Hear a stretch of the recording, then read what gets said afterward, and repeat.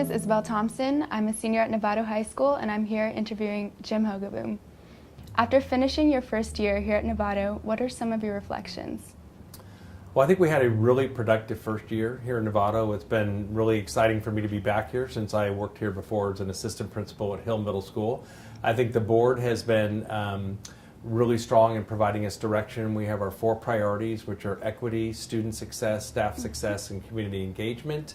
We've made a lot of progress on our graduate profile. So last year we asked the question, what do we want our students to know and be able to do when they leave our school district? And so we identified the 6 C's of critical thinking, collaboration and communication, and cultural competence, conscientious learner, and character. So we're really pulling, I think, all in the same direction. We've gotten to know a lot of people in the district, students and parents and teachers, and I think it's been, like I said, we accomplished a lot this year. We just passed Measure G. So I would say the first year just been really productive and really fun.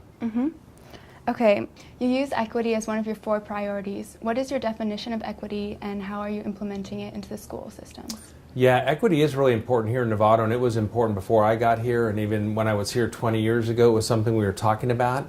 Equity to me means that we provide all of our students with the support and the access and the resources they need to be successful. And equity to me is different from equality. Equality means being the same, everybody getting the same. And so equity means more than that. We have some students that need more support than others, and that need more help than others. And so if we're looking at things through an equity lens, we're really trying to figure out how to support all of our students. And we know Novato, like the rest of the state and the nation, has an achievement gap.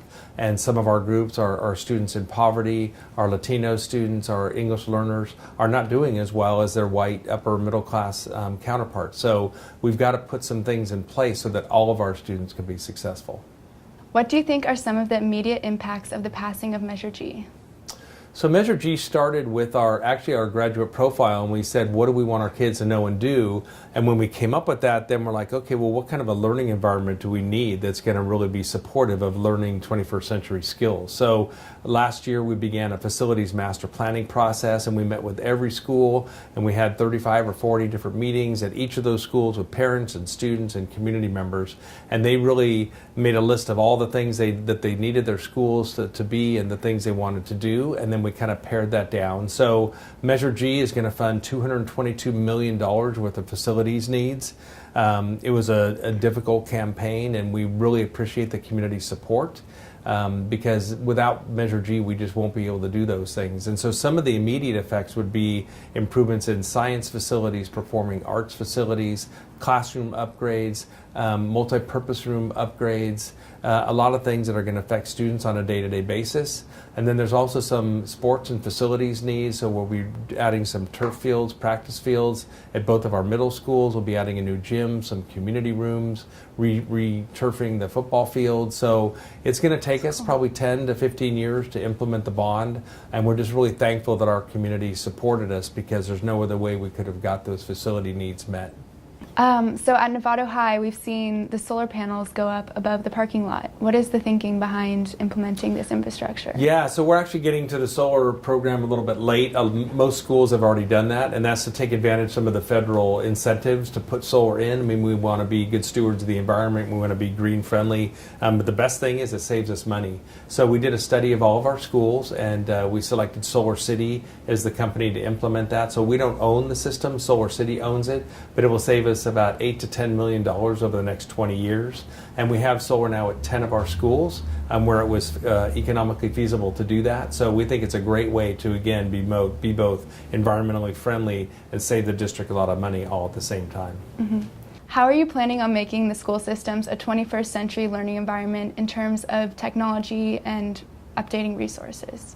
Well, before I got here, the district did a great job with their technology infrastructure. So just having the ability and the broadband to get the technology into the classrooms and all that's really important. And so our next challenge really, we have some pilot teachers that are using different kinds of technology with their classrooms, and we're using them to be on our technology committee. And really one of their key questions is, how do we roll this out in a way that more students have access? So some students bring their own computers. We have Chromebooks in a lot of our classrooms. Some of our schools have iPads, but we really have to find a way to integrate technology in more of our classrooms and use those devices on more of a daily basis so that students have access to all the information that the internet can provide to us. So by the end of the year, we'll have a tech plan that we'll be able to roll out our one-to-one plan and what that's going to look like. And now that we have a facilities bond measure to help pay for it, we'll have a way to get that done.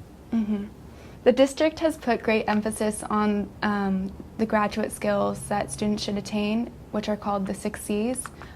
Describe the significance of these.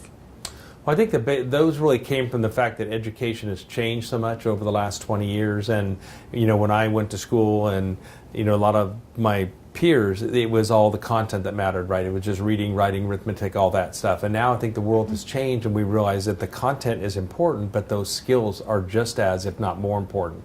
So you can, and because of the internet and the access of the content, you can go find out information that the teachers were the only ones that had that information before. So those skills are critical because if you go out into the world and you know everything about math or science or some of those things, but you can't work well with your peers, you're not a good team member, you can't think critically, you can't look at the sources of information and see which ones are valid and which ones aren't.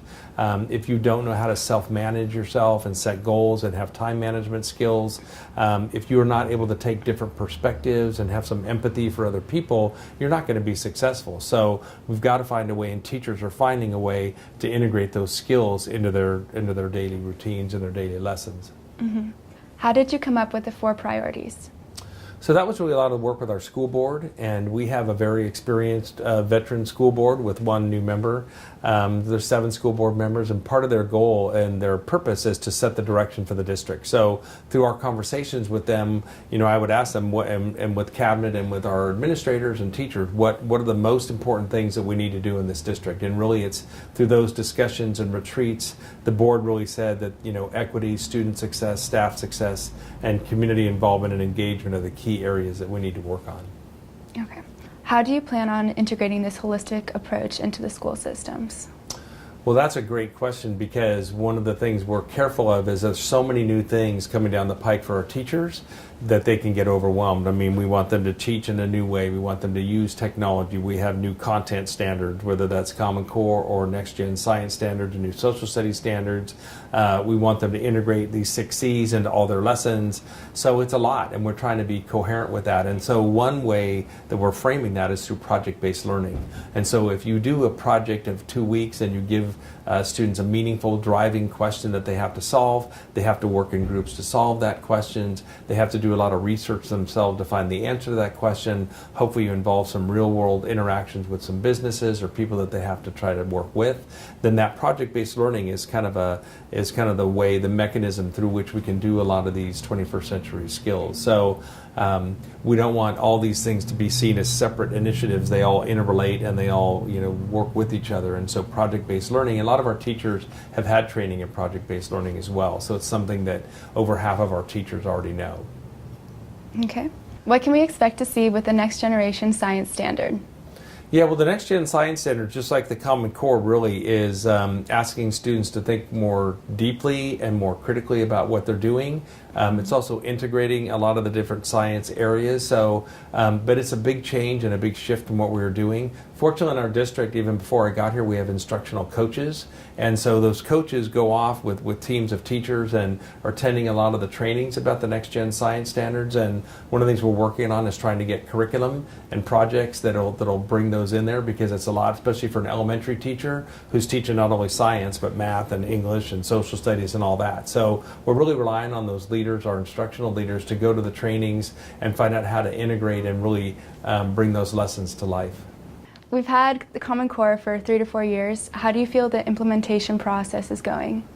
Yeah, I think it's going well, and I think Common Core has been a great thing. It wasn't imposed on us by anybody. It was really a need that our governor saw, really, to have a common curriculum. And so states were given the choice. I'm really glad that California is one of the states of the 47 that went along with the Common Core, because, again, it asks our students not just to regurgitate facts, but actually to think more deeply and critically about the subjects. And so, in math, that has to do with the 8 mathematical practices, which are problem solving and finding patterns and things like that. And with language arts, it's really integrating literacy into all of the subjects that we have. So we've been, again, it's our third or fourth year, and I think it's taken everybody a while to get used to those standards. And the standards aren't enough. That's just a standard. The teachers then have to figure out how do you develop a curriculum around those standards. Math, we're using a lot of college prep math and students working in teams and groups to try to solve those kinds of problems. And it takes a while. It's a big shift in thinking. Again, we're not just regurgitating and memorization of facts. It's really thinking about how to apply those facts. So I think that we are well on the way to integrating the Common Core, and I think it's going to result in students who are better critical thinkers than they ever have been. So what is project-based learning, and how are teachers being trained? So project-based learning has been around for a long time, and really the idea is that you have a meaningful real-world problem and you develop a driving question about that, and then students are asked to solve that. So it could be the creek next to us has been polluted, and we need you to go out and find out what kind of pollution is in there and how we can clean it up. And so students would have to go out to the creek, they'd have to measure the pH levels and do a lot of real-world science. You might bring in some real-world scientists who would help them figure out different ways to determine what the problem is, how to clean the problem up. And then work with businesses about how that might happen, look at government policy. So the whole key thing is that instead of taking learning out of context, you're trying to integrate as much as you can, so you can maybe integrate math and science, so they're not discrete learning opportunities. And again, students are working in teams to try to solve that problem, and then maybe each team has to come up with a different way that they would solve that problem. And the neat thing for us is that we have the Buck Institute for Education right here in Novato. So a lot of our teachers over the past 8 or 10 years have already been trained in project-based learning. So some are going through Project-Based 101, some are going through 201. We have teachers and coaches and administrators who've been trained who are helping others, but it takes a lot of time, and each project takes probably 2 to 3 weeks to solve. So we did produce a video that kind of shows what project-based learning is all about, and you can find that on our website, and it really takes you through what the different elements are from a teacher's perspective and a student's perspective. What are some of the main areas for improvement that you want to address in the coming years? Well, under those 4 priority areas, we have 12 goals, but I would say our 2 most important areas for improvement. The first one is making sure that more of our students meet the UC-CSU requirements.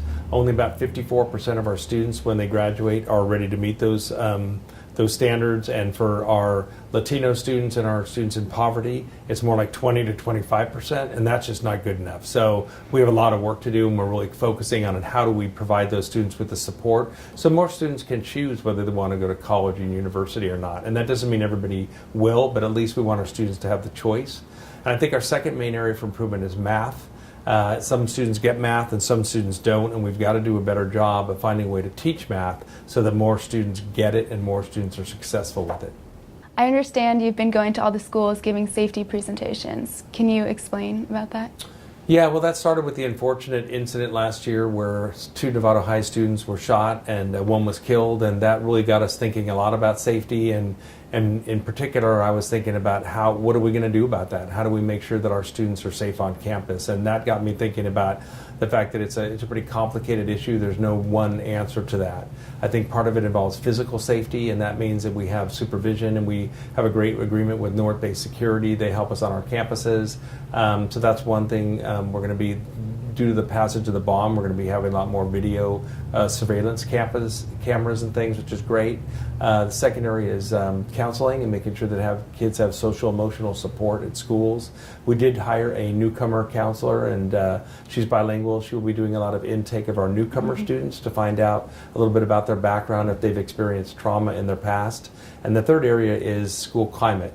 What are the things we're doing so that we make students feel accepted at school, included at school, and those that include our bully prevention programs and our drug and alcohol safety programs and that kind of thing. So we've been meeting with all of our PTAs and explaining, talking a little bit about gangs, talking about how, when we have emergency procedures in place, how do we best communicate that information to parents. And so we've really, I think, had some great dialogue and communication about how we do a better job of letting the community know what we're doing with school safety. At Novato High, at the beginning of the year, we didn't have a math teacher or a language teacher. How are you going to address the teacher shortage that we're seeing? Yeah, well, that's a really difficult problem, and the teacher shortage is real, and it's affecting every district in the state. So there's a couple things we're going to do. One, we want to go out earlier. We're going to need to go out in like February or March and just project the kind of needs we're going to have. Math and science and foreign language, world language are the three areas in particular. Secondly, we're trying to really strengthen our relationships with our schools of education. And most of our teachers come from Dominican College or from Sonoma State. So we're trying to get a lot of connections with them. With the world language issue, Mexico has a program where we can get teachers for a 3-year period. So we're going to investigate that and see if we can bring some of those teachers from Mexico here and use them in our schools. And probably the most important thing is we want to retain our teachers. We want our teachers to be really happy to be working and hopefully living in Novato, and we want to support them to the best of our ability. What are some of the incentives that you will be giving these teachers? Yeah, well, unfortunately, Novato Unified doesn't get as much money as some other school districts, so we can't afford to pay as much as some of the districts in Southern Marin. So really, it's working with our teachers union and making sure that we give them all the professional development that they need and that's effective. We support them with the technology that they need. I think the facilities bond is going to be great because we'll be working in up-to-date, state-of-the-art facilities, listening to teachers, hiring great administrators who know how to support teachers. I think our focus on giving teachers collaboration time so they can work together, because that's when you get the best results, and really trying to create a teacher-friendly environment where teachers love to work here in Novato. So Isabel, I really want to thank you for taking the time to come and speak with me today. And one of our other big priorities in the district is student voice. And we really think that we need to do a better job of asking students and talking to students and listening to students about what you guys think we need to do. So we're trying to make sure that we keep our ear out and have your input into how we can make our educational system better. And I wish you great luck in your senior year. Well, thank you so much, Mr. Hogeboom, for your time and for this opportunity to interview you. This has been Isabel Thompson from the Novato High Journalism Program. Thank you so much for your time.